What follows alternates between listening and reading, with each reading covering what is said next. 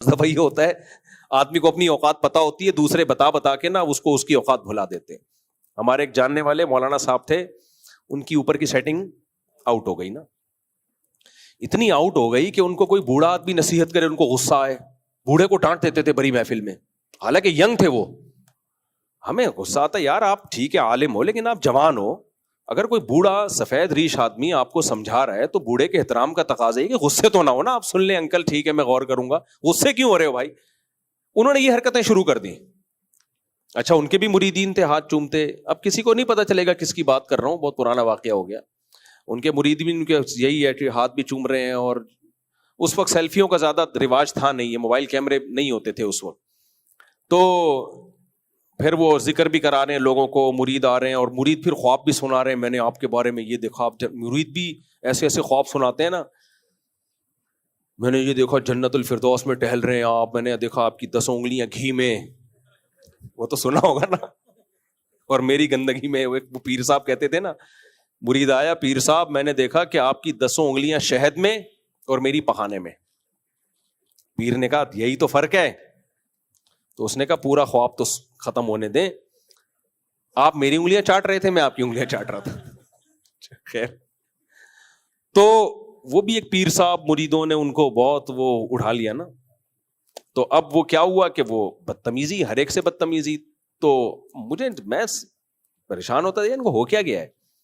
تو ہمارے کسی دوست نے بڑا اچھا تجزیہ کیا. انہوں نے کہا مفتی صاحب ان کا قصور نہیں ہے, اصل میں ان کو اپنے بارے میں وہم ہو گیا کہ میں بہت نیک ہوں, تو اس وہم کی وجہ سے بےچارے ایسے ہو گئے. بعض دفعہ انسان اپنی بارے میں خوش فہمی میں آ جاتا ہے کہ میں کیا ہوں, میں نیک ہوں. لوگ اتنی تعریفیں کر دیتے ہیں, آدمی سمجھ لگتا ہے. انسان دوسروں کی تعریفوں سے اتنا متاثر ہوتا ہے نا, اپنے عیب اس کی نظروں سے چھپ جاتے ہیں. یہ بالکل ایک حقیقت ہے. اگر کسی کالے کو آپ کہنا شروع کر دو نا, کوئی گورا ہے, تو چٹا ہے, تو گورا ہے, تو بہت حسین ہے, وہ یہ وہم میں آئے گا کہ میں کیا ہوں, میں بہت گورا ہوں. ایک آدمی تھا نا گاؤں میں, تو اس کو کسی نے آ کے بولا کہ یار تو یہاں بیٹھا ہوا ہے, تیری بیوی تو بیوہ ہو گئی ہے. تو اس نے کہا بھائی میں جب زندہ ہوں تو میری بیوی بیوہ کیسے ہو گئی. اس نے کہا بھائی بھائی دیکھ لے, تجھے تو گھر جانا چاہیے, تیری بیوی کیا ہو گئی ہے, بیوہ ہو گئی ہے. تو ڈانٹا چل دفعہ ہو یہاں سے پاگل آدمی, میں جب زندہ ہوں تو میری بیوی بھی کہہ رہا ہے اس کو, اور بیوہ بھی کہہ رہا ہے. تھوڑی دیر میں دوسرا آدمی آیا, اس نے کہا بھائی تو یہاں بیٹھا ہوا ہے, تیری بیوی کیا ہو گئی ہے, بیوہ ہو گئی. تھوڑا کم اسٹائل میں ڈانٹا, دفعہ ہو یہاں سے, شرم نہیں آتی جھوٹ بولتے ہوئے, میں جب زندہ ہوں تو بیوی کیسے بیوہ ہو گئی. پھر تیسرا بندہ آیا, بے تو یہاں بیٹھا ہوا ہے, کپڑے دھو رہا ہے, تیری بیوی بیوہ ہو گئی. تو اب تھوڑا سا اس کو وہم ہونا شروع ہو گیا کہ شاید بیوہ ہو گئی. ہنس دیا کہ جاؤ یار تم لوگ مذاق کر رہے ہو نا تم لوگ میرے ساتھ. چوتھا آیا, یار غفار تجھے کسی نے بتایا نہیں کہ تیری بیوی بیوہ ہو گئی ہے. تو شروع میں تو مذاق سمجھا, جب 10 15 20 25 30 لوگوں نے کہا بھاگ رہے گھر, تگڑ تگڑ تگڑ. لوگ کہہ رہے کیا ہو گیا, کہہ رہے بھائی میری بیوی بیوہ ہو گئی. یہ انسان پر میڈیا کا اثر ہوتا ہے. تو وہ تو بیوی بیوہ ہونے کے لیے تو 25 30 آدمی چاہیے تھے اس کو یہ وہم ڈالنے کے لیے. اپنی تعریف 2 بندوں سے بھی آدمی سن لے تو یقین کر لیتا ہے یار یہ بندہ کیا کہہ رہا ہے. ہمارے والد صاحب ایک لطیفہ سناتے تھے, جب بھی میں کہتا ہوں نا یہ بندہ ٹھیک کہہ رہا ہے, مجھے والد صاحب کا اسٹائل یاد آ جاتا ہے. اصل میں والد صاحب ایک لطیفہ سناتے تھے, ایک مولوی صاحب بیمار تھے نا, تو مختلف حکیم آئے, سجیشن دی کہ اس کو کریلے کا جوس پلاؤ. ٹھیک ہے, حکیم لوگ تو یہی پلاتے ہیں. ایک نے کہا کہ ان کو جو ہے وہ ایسا کرو کہ فلانی معجون کھلا دو, فلانی معجون کھلا دو. وہ مولوی صاحب آنکھیں بند کر کے پڑے ہوئے ہیں نا, جیسے بالکل بے ہوش, آنکھ ہی نہیں کھل رہی. ایک نے کہا ان کو دودھ جلیبی کھلاؤ, مولوی صاحب کی ایک دم آنکھ کھلی. ایک نے کہا ان کو کیا پلاؤ, دودھ جلیبی, ایک دم مولوی صاحب حرکت میں آئے نا. اچھا وہ کہہ کے خاموش ہو گیا. پھر دوسرے نے کہا ان کو فلانے کا جوس پلاؤ, فلانے کا جوس پلاؤ. تو مولوی صاحب کا خیال تھا لوگ اس کی بات کو خود ہی ویلیو دیں گے, دودھ جلیبی والی کی بات کو, تو وہ لوگ ویلیو دے نہیں رہے.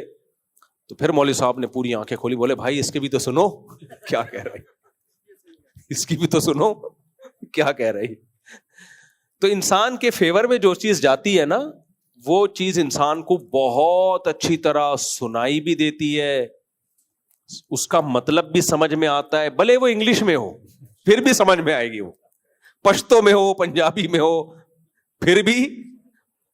تو انسان جتنا بیڑا غرق انسان کا اپنی تعریف سن کے ہوتا ہے نا, اتنا کسی چیز سے بیڑا غرق نہیں ہوتا. اور جتنا اپنی برائیاں سن کے سنورتا ہے انسان, اس کو اپنی اصلاح کا موقع ملتا ہے, اتنا کسی چیز سے سدھرتا نہیں ہے. ہاں 2 چیزیں ہیں اس میں, اتنی برائیاں سنے کہ مایوس ہونے لگے پھر نقصان ہوتا ہے, تو اس میں اتنا حوصلہ ہونا چاہیے کہ مایوس نہ ہو, اور یہ فرق کر سکے کہ کون سی برائی ٹھیک ہے اور کون سی برائی ٹھیک نہیں ہے. یہ اس میں تجزیے کی صلاحیت ہونی چاہیے, کیونکہ بعض دفعہ جو برائی نہیں ہوتی وہ بھی آپ سنتے رہو گے تو پھر مایوسی کی طرف جانے لگتا ہے, پھر اس میں موٹیویشن نہیں ملتی. اور تعریف سن کے اگر اس میں اتنا حوصلہ ہے, ظرف بڑا ہے کہ وہ یہ دیکھے کون سی تعریف درست ہے اور کون سی درست نہیں ہے, یہ فرق کرنا جانتا ہو. نمبر 2, وہ تعریف سن کے چوڑے میں نہ آ جائے, بلکہ وہ یہ سمجھے بھائی یہ گاڈ گفٹڈ ہے, اس میں میرا کمال نہیں ہے, یہ بھیک میں ملی ہے مجھے خدا کی طرف سے, تو اس میں میں نے اور تواضع کرنی ہے اور اللہ کا شکر ادا کرنا ہے اور زیادہ متواضع بننا ہے. جب ایک نعمت اللہ نے مجھے دی ہے, دیکھو ہمارے نبی صلی اللہ علیہ وسلم کی اگلی پچھلی سب خطائیں اللہ نے معاف کر دی اور قرآن میں نازل بھی کر دیا. ہمیں اگر کوئی آ کے کہے کہ آپ کی اگلی پچھلی ساری خطائیں معاف اور آپ کنفرم جنتی ہو, تو میرا خیال ہے ہم سے بڑا بدماش پھر دنیا میں کوئی نہیں ہوگا. پھر ہم سب کچھ کریں گے 27ویں میں آ کے بخشوائیں گے اپنے آپ کو, ٹھیک ہے نا, سب کچھ کریں گے. لیکن سید الانبیاء صلی اللہ علیہ وسلم کو خوشخبری سنائی گئی, لیغفر لک اللہ ما تقدم من ذنبک وما تأخر. اس کے بعد آپ کی تہجد میں اور اضافہ ہو گیا, آپ نے اتنی لمبی لمبی تہجد پڑھی آپ کے پاؤں میں ورم آ جاتے تھے. سیدہ عائشہ فرماتی ہیں میں نے کہا کہ آپ اتنی عبادت کیوں کرتے ہیں, آپ کی تو اللہ نے سب بخش دیا ہے. فرمایا افلا اکون عبدا شکورا, تو کیا میں اللہ کا شکر گزار نہ بنوں. اس کے تواضع کا تقاضا ہے کہ میرا رب اتنا مہربان ہے تو مجھے تو اور اس کی عبادت کرنی چاہیے. یہ جذبہ جس کے اندر آ گیا کہ اگر لوگ آپ کی تعریف کریں تو ایک تو یہ کہ آپ کو یہ پتا ہو کہ یہ تعریف غلط ہے یا صحیح ہے. بعض چیزیں ہوتی نہیں ہیں آپ میں, لوگ بتا رہے ہوتے ہو آپ تو بڑے بہادر ہو, حالانکہ آپ چھپکلی اور چوہے سے ڈرتے ہو, آپ فرض کرنے لگتے ہو میں کیا ہوں, بہت بہادر ہوں. لوگ کہتے ہیں آپ بڑے سخی ہو, حالانکہ آپ بیوی کے واجب حقوق بھی ادا نہیں کر رہے ہوتے. ایک دفعہ دوست کو چائے پلا دی ہوتی ہے, لوگ کہہ دیے تو سخی, تو آپ اس وہم میں آ گئے ہوتے میں واقعی کیا ہوں, سخی ہوں. تب بیگم نے ایک دن بول دیا کہ آپ کبھی کچھ خرید کے نہیں دیا, تو آپ کو غصہ آتا ہے کہ مجھے تو دنیا سخی کہتی ہے اور یہ سسرال دیکھو, سسرال دیکھو. بھائی دنیا کے کہنے سے آپ کو خوش فہمی ہو گئی ہے, آپ غلط فہمی میں مبتلا ہو گئے, آپ ہو نہیں. دوست کہہ دیتے ہیں آپ کے اخلاق بہت اچھے ہیں, ایک دن بیگم نے کہہ دیا کہ آپ کے تو اخلاق اچھے نہیں, تمیز سے بات نہیں کرتے, آپ کا میٹر کیا ہو گیا, شارٹ. یار میرے تو دوست کہتے ہیں میرے اخلاق اچھے ہیں اور یہ دیکھو. بھائی دوستوں کا معاملہ اور ہوتا ہے, ان سے کتنی دیر ملاقات ہوتی ہے, اصل کہاں کے ہیں. گھر کی بات گھر سے بھی پتہ چلتا ہے کہ آپ کے اخلاق کیسے ہیں. دوست کے ساتھ کیا کرے گا, بد اخلاقی کر کے وہ چماٹ لگائے گا آگے سے, بدتمیزی کرو گے تو دوسرے کی تعریف میں یہ آپ کو فرق کرنا پتا ہو کہ یہ صحیح ہے یا غلط, تو یہ اسلام سے پتہ چلتا ہے. اور اس میں اللہ نے کچھ ذہانت دی ہو, کسی کو صلاحیت دی ہو, تو 2 چیزیں ہوں اگر, اور دوسرا وہ تعریف سن کے تواضع پیدا ہو, عاجزی پیدا ہو, تکبر پیدا نہ ہو. دیکھو 2 چیزیں ہوتی ہیں, بیان لمبے سے لمبا ہوتا چلا جا رہا ہے, سمیٹتا ہوں اس کو میں. 2 چیزوں میں فرق کرنا بڑا مشکل ہوتا ہے. ایک ہے احساس کمتری اور ایک ہے تواضع. ہمارے ہاں تصور یہ ہے کہ آپ کے اندر اگر کوئی خوبی ہے تو آپ سمجھیں کہ نہیں ہے.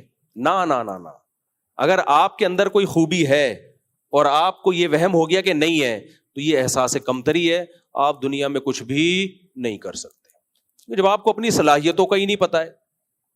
مثال کے طور پر دیکھو, ایک 10 کلو کا آٹا رکھا ہوا ہے, آپ نے یہاں سے اٹھا کے یہاں رکھنا ہے اور اس کے آپ کو 50 روپے ملیں گے. آپ کو کسی نے وہم ڈال دیا کہ آپ کمزور ہو, آپ 10 کلو کا آٹا نہیں اٹھا سکتے, تو آپ انسانیت کی خدمت سے بھی گئے اور جو 50-100 روپے آپ کو ملنے تھے اس سے بھی آپ گئے, آپ ناکام آدمی ہو. آپ کو پتا ہونا چاہیے کہ 10 کلو کا آٹا ہے تو میں تو 20 کلو اٹھا سکتا ہوں, آپ ٹھک کر کے اٹھا کے رکھ دو گے. تو آپ کے اندر اگر کوئی صلاحیت ہے, اس صلاحیت کو نہ ماننا یہ تواضع نہیں ہے, یہ ناشکری ہے, یہ احساس کمتری ہے. آج تواضع اس کو سمجھا جاتا ہے کہ میں خاکسار, میں کیا بولوں میں مثال میں, ایک مثال آ رہی ہے ذہن. ایک آدمی سے کسی نے پوچھا کہ تمہارا نام کیا ہے؟ اس نے کہا کلب حسین، یعنی حسین کا کتا. بڑا تواضع والا نام تھا. اب اس سے پوچھا تمہارا نام کیا ہے؟ اس نے بولا یار اب حسین کا کتا سے زیادہ کیا تواضع ہوگی. تو اس نے کہا خنزیر اللہ، اللہ کا کتے سے بھی بدتر کیا بنا دیا اپنے آپ کو، خنزیر. تو یہ تواضع کا پروگرام چل رہا ہے، یہ تواضع نہیں ہے میرے بھائی. تبھی ہمارے حضرت مفتی رشید احمد صاحب رحمہ اللہ تعالی اس بات کو ناپسند کرتے تھے کہ لوگ اپنے نام کے ساتھ احقر لکھیں. احقر کا مطلب ہے سب سے زیادہ حقیر. بعض بزرگوں میں یہ تواضع کا طریقہ رہا ہے، اپنے آپ کو کیا لکھتے ہیں؟ سب سے زیادہ حقیر. حضرت فرماتے تھے نہیں، اللہ نے انسان کو اشرف بنایا ہے، سب سے زیادہ عزت والا. تو احقر اپنے حضرت نہیں لکھتے تھے، بندہ لکھتے تھے. جو لکھتے ہیں ان پہ کوئی اعتراض نہیں ہے، ہر ایک کا اپنا ایک ذوق ہوتا ہے. تو بندہ لکھتے تھے، بندہ رشید احمد، ایسے. احقر نہیں لکھتے تھے. کہ میں کیوں اپنے آپ کو حقیر کیوں کہوں بھائی؟ میں اللہ نے ہمیں حقیر تھوڑی بنایا ہے، اللہ نے ہمیں انسان بنایا ہے. انسان اس کائنات میں سب سے زیادہ معزز ہے. تو اپنی صلاحیتوں کا اعتراف کرنا یہ تکبر نہیں ہے، بلکہ یہ تو شکر کا تقاضا ہے کہ جو نعمت اللہ نے آپ کو دی ہے اس نعمت کی آپ قدر کریں. میں آپ کو بتاؤں، ہمارے ساتھ اسکول میں ٹیچر کی کبھی برائی نہیں کرنی چاہیے، لیکن اسکول میں ہمارے ساتھ ایسا ہوا کہ اگر اس وقت کچھ ٹیچر ہماری حوصلہ افزائی کرتے تو بہت زیادہ فائدہ ہو جاتا ہمیں. بعض دفعہ بچے میں ذہانت ہوتی ہے، کوئی بتانے والا نہیں ہوتا، کوئی موٹیویٹ کرنے والا نہیں ہوتا، اس کے اندر صلاحیت ہوتی ہے، وہ سمجھتا ہے، اس کو وہم ہو جاتا ہے کہ میں کسی کام کا نہیں ہوں. گھر میں ایسے صلواتیں نہیں سن رہی تھی بچوں کو، تو کسی کام کا نہیں ہے، تو مائیں بھی ایسے تانے دے دے کے نا اس کے دماغ میں یہ سافٹ ویئر ڈال دیتی ہیں کہ دنیا کا سب سے ناکام انسان کون ہے؟ میں ہوں، اور میں دنیا میں پٹنے کے لیے اور تانے سننے کے لیے پیدا ہوا ہوں. تو اب وہ کچھ بھی نہیں کر سکتا، اس کی ساری صلاحیتیں برباد. تو اس لیے اگر کسی کوئی اپنی تعریف سنے اور اس کے اندر وہ چیز ہو تو وہ ٹھیک ہے، مان لینا چاہیے، لیکن اس میں اترانا نہیں. بھائی یہ کس نے دی ہے؟ یہ بھیک دی ہے، کس کی طرف سے ملی ہے؟ اللہ کی طرف سے. تو اللہ اس نعمت کو صحیح استعمال کرنے کی توفیق دے. بعض لوگوں کو آپ نے دیکھا ہوگا وہ کیا کرتے ہیں، جب ان کے سامنے ان کی تعریف کی جائے نا کسی چیز کی، کہتے ہیں ارے نہیں نہیں ہمارا، ہم تو نہیں نہیں نہیں. حالانکہ اندر اندر سے لڈو پھوٹ رہے ہوتے ہیں ان کے دل میں، لڈو پھوٹ رہے ہوتے ہیں کہ تھوڑا اور بول یار. میں نہیں نہیں بولوں گا، لیکن تو نے کیا بولنا ہے؟ ہاں ہاں ہاں. جیسے ایک کمزور آدمی کی لڑائی ہو گئی نا کسی سے، تو لوگوں نے اس کو پکڑ لیا، تو یہ کہتا ہے چھوڑو مجھے. آہستہ سے کہہ رہا ہے چھوڑنا نہیں مارے گا بہت، دونوں کو پکڑ کے رکھو. تو جب کوئی منہ پہ تعریف کر رہا ہو اور آپ کہنے نہیں نہیں نہیں نہیں نہیں، تو یہ ڈرامے بازی ہے. ہاں اگر وہ تعریف نہیں ہے تو آپ بتا دو بھائی ایسا نہیں ہے، اور اگر واقعی 100% ہے بولو بھائی دعا کرو اللہ شکر کی توفیق دے. تو احساس کمتری بھی نہیں پیدا کرنا اور تکبر بھی نہیں ہونا چاہیے. تو بھیک میں ملی ہے. تو میں جلدی سے بات کو سمیٹ کے ختم کرتا ہوں جہاں سے بات میں نے لے کے شروع کی تھی کہ انسان کو دھوکا ہوتا ہے جب کوئی آپ کی تعریف کرتا ہے تو جو چیز آپ میں نہیں ہوتی آپ سمجھنے لگتے ہو کہ شاید یہ مجھ میں ہے. سب سے زیادہ دھوکا اس چیز سے ہوتا ہے انسان کو.